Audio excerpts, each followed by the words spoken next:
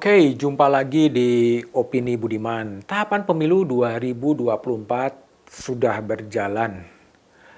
Biarlah berjalan tanpa ada upaya untuk menghentikan. Tiga pasangan calon presiden dan wakil presiden telah ditetapkan Komisi Pemilihan Umum sebagai peserta pemilu. Anies Baswedan, Muhaimin Iskandar mendapat nomor urut 1, Prabowo Subianto, Gibran Rakabuming Raka mendapatkan nomor urut 2, Ganjar Pranowo dan Mahfud MD mendapatkan nomor urut 3. Mereka telah resmi sebagai kontestan untuk pemilu presiden. Selain calon presiden dan calon wakil presiden, pemilu 14 Februari 2024 akan juga memilih anggota DPR, anggota DPRD Provinsi dan Kota, dan anggota Dewan Perwakilan Daerah. Sebanyak 204 juta pemilih akan memilih. Anda yang belum terdaftar perlu cek apakah namanya sudah terdaftar. Memang ada kontroversi yang menyertai proses pencalonan Gibran.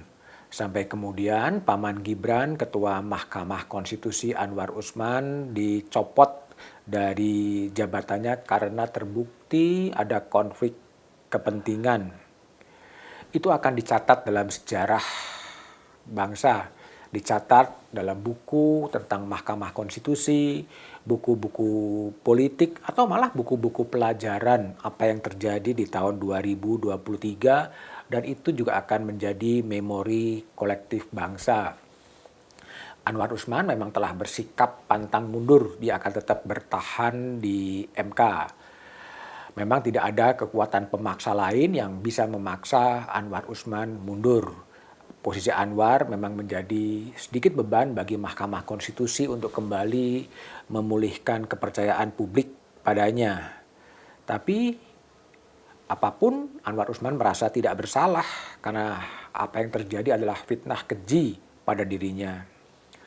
Putusan MK dan penetapan KPU tentunya telah menjadi putusan final dan mengikat. Namun masih banyak orang yang mempersoalkan, yaitu hak-hak mereka yang mempersoalkan. Namun yang namanya konstitusi tetap harus dihormati, meskipun ada juga orang yang ingin mengakali. Memang ada perlawanan dari masyarakat sipil, menggugat ke kiri, ke kanan, ya biarlah itu proses di jalan. Pemilu seharusnya menjadi sarana integrasi bangsa. Pemilu 2024 itu sebetulnya menjadi tahap akhir proses konsolidasi demokrasi.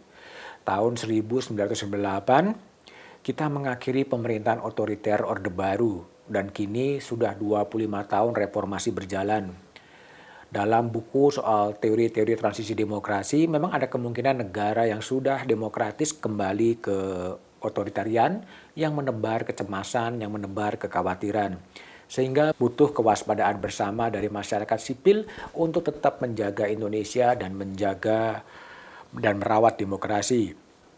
Kita tentunya berharap bahwa semuanya punya komitmen untuk menjaga bangsa ini, merawat demokrasi, dan jangan sampai terjadi benturan sesama anak bangsa. Sejarah juga menunjukkan bahwa tentunya ada kekuatan-kekuatan global yang mungkin akan intervensi ke negara ini dan menciptakan gontok-gontokan sesama anak bangsa. Menahan diri, bersikap waspada adalah sikap hidup yang baik di tengah kesulitan warga dengan kebutuhan sehari-hari. Pada sisi lain, terpaan media sosial yang sangat luar biasa justru akan mempertajam polarisasi di tengah masyarakat. Pemilu harus dipastikan berjalan adil, transparan, dan jauh dari kecurangan. Aparat negara harus dipastikan bersikap netral dan tak berpihak kepada pasangan calon. Penyelenggara pemilu, apakah itu KPU, apakah itu Bawaslu, apakah itu DKPP, harus juga menjalankan amanahnya dengan baik. Bagi capres dan cawapres, saatnya bersaing secara fair. Saatnya menyampaikan gagasan kepada bangsa ini apa yang mau ditawarkan tentang Indonesia. Apa yang mereka tawarkan untuk mengatasi korupsi, mengatasi nepotisme, mengatasi kolusi yang merajalela. Apa yang mereka tawarkan untuk mengurangi kesenjangan sosial? Apa yang mereka tawarkan untuk mengatasi kemiskinan dan kesenjangan sosial yang sangat luar biasa untuk mengentaskan janji Soekarno bahwa di era kemerdekaan tiada lagi kemiskinan, mengantisipasi perkembangan artificial intelligence untuk tetap dan demi kokohnya negara bangsa ini.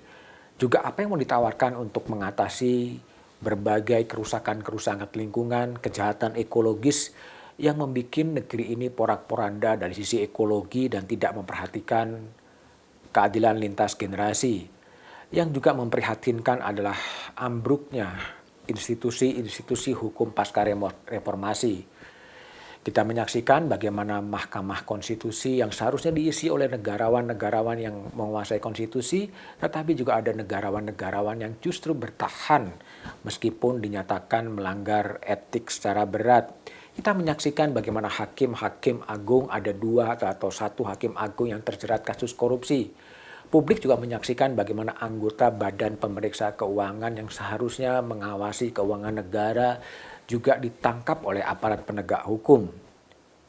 Ada juga kemudian instansi negara lain, pimpinan KPK yang kemudian diperiksa oleh kepolisian. Tampaknya lembaga-lembaga hukum produk reformasi itu sedang sakit parah.